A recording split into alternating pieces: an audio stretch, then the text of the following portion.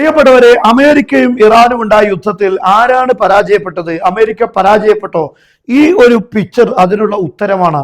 1985 മുതൽ സൗദി അറേബ്യയിൽ നിന്ന് പെട്രോളിയം ഇമ്പോർട്ട് ചെയ്ത ഏറ്റവും പ്രധാനപ്പെട്ട ലോകത്തെ ഒരു രാഷ്ട്രമാണ് US, അമേരിക്ക. എന്നാൽ ഇപ്പോൾ ആദ്യമായി അത് അവസാനിച്ചിരിക്കുകയാണ്. കാരണം ഹോർമുസ് കടലിടുക്ക് അടക്കപ്പെട്ടിരിക്കുകയാണ്. അതുപോലെ തന്നെ മറ്റൊരു ഭാഗത്ത് സൗദി കപ്പലുകൾക്ക് അല്ലെങ്കിൽ സൗദി പോർട്ടിലേക്ക് പോകുന്ന കപ്പലുകൾക്ക് ഇപ്പോൾ ഹൂത്തികൾ ഉപരോധം ഏർപ്പെടുത്തിയതോടെ അമേരിക്കയിലേക്കുള്ള സൗദി പെട്രോളിയം ഒഴുക്ക് നിന്നിരിക്കുകയാണ്. ഇത് ചരിത്രത്തിലെ ഏറ്റവും വലിയ ഒരു സംഭവമായി മാറിയിരിക്കുകയാണ്. അമേരിക്ക ഇപ്പോൾ ഇത് നിർത്തിയിരിക്കുകയാണ്. സൗദി അറേബ്യയിൽ നിന്നുള്ള ഇമ്പോർട്ട് അവസാനിപ്പിച്ചു എന്ന വാർത്ത വരുന്നു. കാരണം അമേരിക്കയെ സംബന്ധിച്ചിടത്തോളം അവിടെ നിന്ന് എണ്ണ വരുന്നില്ല. അതിന് ബദൽ സംവിധാനം കണ്ടില്ലെങ്കിൽ അമേരിക്കയിൽ പെട്രോളിയത്തിന് ക്ഷാമം നേരിടും. അത് സ്വാഭാവികമായ കാര്യമാണ്. പക്ഷേ ചരിത്രത്തിൽ 1985 മുതൽ അമേരിക്ക സൗദി അറേബ്യയിൽ നിന്ന് പെട്രോളിയം ഊറ്റിക്കൊണ്ടിരിക്കുകയാണ്. എന്നാൽ അതാണ് ഇപ്പോൾ അവസാനിക്കുന്നത്. മിഡിൽ ഈസ്റ്റ് മാറുന്നു. യഥാർത്ഥത്തിൽ പുതിയ മിഡിൽ ഈസ്റ്റ് ആണ് ഇപ്പോൾ വരാൻ പോകുന്നത്. സൗദി അറേബ്യ അടക്കമുള്ള അറബ് രാഷ്ട്രങ്ങൾ യൂറോപ്പിന്റെ ചേരിയിൽ നിന്ന് മാറുന്ന ഒരു വിചിത്രമായ സാഹചര്യങ്ങളാണ് ഉണ്ടാകുന്നത്. നെതന്യാഹു ന്യൂ മിഡിൽ ഈസ്റ്റ് പ്രഖ്യാപിച്ചിരുന്നു. അതിൽ പറഞ്ഞിരുന്നത് ഇറാനെതിരെ ഈ രാഷ്ട്രങ്ങളെല്ലാം ഇസ്രയേലിന്റെ ചേരിയിലേക്ക് പോകുന്നു.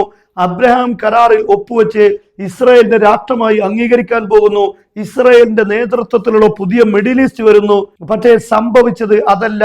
അമേരിക്കയും ഇസ്രയേലും ഇറാനെതിരെ യുദ്ധം നടത്തുന്നതോടുകൂടെ മിഡിൽ ഈസ്റ്റിന്റെ ചിത്രം മാറുകയാണ്. അറബ് രാഷ്ട്രങ്ങൾക്ക് അമേരിക്കയിലും ഇസ്രയേലും പ്രതീക്ഷ നഷ്ടപ്പെട്ടിരിക്കുകയാണ്. അവരോട് ഇപ്പോൾ ഇവിടെ പറയുന്നതും അത് തന്നെയാണ്. സൗദി അറേബ്യക്കും അറബ് രാഷ്ട്രങ്ങൾക്കും അവരെ സംരക്ഷണത്തിന് ആവശ്യമായ പാട്രിയറ്റ് സംവിധാനങ്ങൾ, പ്രതിരോധ സംവിധാനങ്ങൾ, ഇതൊന്നും നൽകാൻ ഇപ്പോൾ അമേരിക്കക്ക് കഴിയാതെ വന്നിരിക്കുന്നു.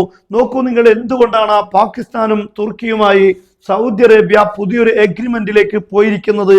കാരണം അമേരിക്കയുമായിട്ടുള്ള എഗ്രിമെന്റ് അത് പെർഫെക്റ്റ് ആണെങ്കിൽ, അവരെ സംരക്ഷിക്കാൻ കഴിയുമെങ്കിൽ, അവരുടെ ആയുധങ്ങൾക്ക് സാധിക്കുമെങ്കിൽ, അതിലപ്പുറം തുർക്കിക്ക് എന്താണ് സാധിക്കുക? പാകിസ്ഥാൻ എന്താണ് സാധിക്കുക? പക്ഷേ അമേരിക്ക അക്ഷരാർത്ഥത്തിൽ പരാജയപ്പെട്ടിരിക്കുന്നു. അവരുടെ പ്രതിരോധ മിസൈലുകൾ കഴിഞ്ഞുപോയിട്ടുണ്ട്. ഇപ്പോൾ അതിന് പകരം അറബ് രാഷ്ട്രങ്ങൾ യുദ്ധം ചെയ്യരുത് എന്ന് പറഞ്ഞതുകൊണ്ട് യുദ്ധം ചെയ്യാതിരിക്കുന്നു എന്ന് ട്രംപ് പറയുന്നതെല്ലാം മണ്ടത്തരങ്ങളും കളവുകളുമാണെന്നതിൽ സംശയമില്ല. നേരെ മറിച്ച് യുദ്ധം ചെയ്യാൻ ആയുധമില്ല, പ്രതിരോധിക്കാൻ സംവിധാനമില്ല. ഇറാനെതിരെ ഒരു മിസൈൽ തൊടുത്തുവിട്ടാൽ 5 ഇറാൻ തിരിച്ചടിക്കും. അത് എല്ലാം അതിന്റെ കൃത്യമായ ലക്ഷ്യത്തിൽ പതിക്കുമെന്ന് അമേരിക്കക്കറിയാം. അമേരിക്കൻ സംവിധാനങ്ങൾ ഓരോന്നോരോന്നായി തകർക്കപ്പെടും. അതുകൊണ്ട് തന്നെ ഇതിൽ വ്യക്തമായ ഭയമുണ്ട്. ഇപ്പോൾ അമേരിക്ക വെടിനിർത്തി, ഇനി അതിന് ഓരോ കാരണങ്ങൾ പറഞ്ഞ് യുദ്ധത്തിൽ നിന്ന് ഒഴിവാക്കുകയായിരിക്കും.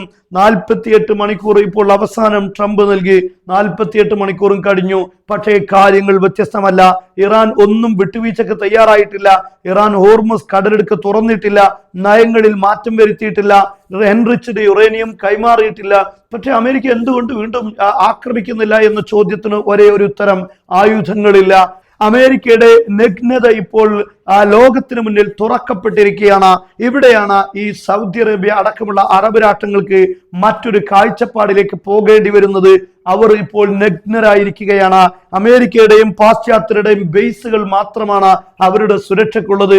എന്നാൽ ഇത് അമേരിക്കൻ ലിങ്ക്ഡ് ആണെന്ന പേരിൽ അതൊക്കെ അടിച്ച് ഇറാൻ തകർക്കുമ്പോൾ ഈ രാഷ്ട്രങ്ങളുടെ പ്രതിരോധങ്ങൾ ശൂന്യമാകുന്നു. യുദ്ധവിമാനങ്ങൾ പറക്കാനുള്ള ബേസുകൾ പോലും ഈ രാഷ്ട്രങ്ങൾക്ക് നഷ്ടപ്പെടുമ്പോൾ അവരുടെ ആയുധങ്ങൾ ശൂന്യമാകുന്നു. അതാണ് ഇന്ന് ഇസ്രയേലിന്റെ പഴയ ഉപദേഷ്ടാവ് പറഞ്ഞിരിക്കുന്ന വളരെ പ്രധാനപ്പെട്ട കാര്യം. സൗദി അറേബ്യ വളരെ വീക്കായിരിക്കുകയാണ്. ഒരിക്കലും ഏതെങ്കിലും ഒരു രാഷ്ട്രങ്ങളുമായി ഒരു പുതിയ എഗ്രിമെന്റിലേക്ക് എത്തിയത് കൊണ്ട് സൗദി അറേബ്യക്ക് സുരക്ഷിതമാകാൻ കഴിയില്ല. ഇപ്പോഴത്തെ പ്രതിസന്ധിയെ മറികടക്കാൻ കഴിയില്ല എന്ന് ഇപ്പോൾ വ്യക്തമാക്കിയിരിക്കുകയാണ്. സംഭവം ആ രീതിയിൽ തന്നെ കാര്യങ്ങൾ നീങ്ങുന്നു. എന്തായാലും മിഡിൽ ഈസ്റ്റിന് ഒരു പുതിയ ചിത്രം വരികയാണ്. അപകടകരമായ രീതിയിൽ ഇറാന്റെ കടന്നുകയറ്റം ഈ രാഷ്ട്രങ്ങളിൽ തീർച്ചയായും ഉണ്ടാകുന്ന ഒരു ആശങ്കാജനകമായ സാഹചര്യത്തിലേക്കും കാര്യങ്ങൾ നീങ്ങുകയാണ്. അതേ ഭാഗത്ത് മുസ്ലിം രാഷ്ട്രങ്ങളെ നക്കിക്കൊല്ലാൻ വേണ്ടി ശ്രമിച്ചിരുന്ന ഇസ്രയേലിന്റെ ഓരോ കാലുകളും ഈ രാഷ്ട്രങ്ങളിൽ നിന്ന് ഇല്ലാതായിക്കൊണ്ടിരിക്കുന്നു. അവരുടെ നീരാളിപ്പിടുത്തങ്ങൾ ഇല്ലാതായിക്കൊണ്ടിരിക്കുന്നു. ഇതും മറ്റൊരു ഭാഗത്ത് കണ്ടുകൊണ്ടിരിക്കുന്നു.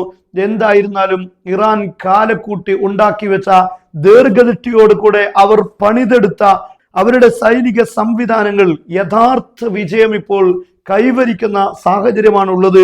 പക്ഷെ ഇത് അറബ് ലോകത്തിന് വലിയ അപകടകരമായ സാഹചര്യങ്ങളാണ് ഉണ്ടാക്കിക്കൊണ്ടിരിക്കുന്നത്.